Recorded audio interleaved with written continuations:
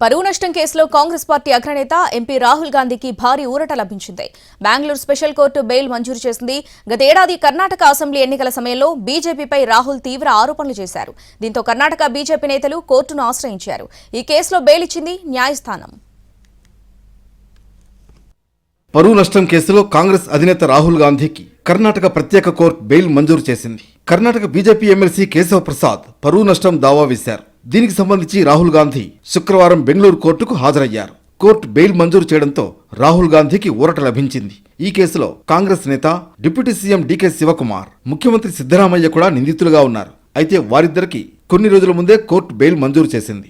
ప్రాజెక్టుల్లో గత బీజేపీ ప్రభుత్వం 40% కమిషన్ తీసుకుందని రాహుల్ గాంధీ ఆరోపించారు. 2019 నుంచి 2023 వరకు రాష్ట్ర బీజేపీ ప్రభుత్వం తన పాలనలో పెద్ద ఎత్తున అవినీతికి పాల్పడిందని ఆరోపించారు.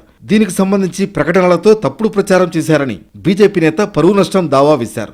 గత ఏడాది జరిగిన అసెంబ్లీ ఎన్నికల సందర్భంగా ప్రజలను తప్పుదోవ పట్టించేందుకు సిద్ధరామయ్య, డీకే శివకుమార్ తప్పుడు ఆరోపణలు చేశారని, అందుకే వారిపై ఐపీసీ సెక్షన్ 500 ప్రకారం చర్యలు తీసుకోవాలని కేశవ ప్రసాద్ పిటిషన్లో పేర్కొన్నారు. ఈ కేసులో జూన్ 7న ఖచ్చితంగా కోర్టుకు హాజరు కావాలని రాహుల్ గాంధీని న్యాయమూర్తి కేఎన్ శివకుమార్ ఆదేశించారు.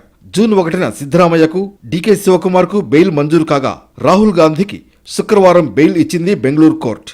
రాహుల్ గాంధీకి డిప్యూటీ సీఎం డీకే శివకుమార్ సోదరుడు డీకే సురేష్ 75 లక్షలు విలువ చేసే తన ఆస్తిని షూరిటీగా ఇచ్చారు. మరోవైపు కేసు విచారణను జూలై 30కి వాయిదా వేసింది న్యాయస్థానం.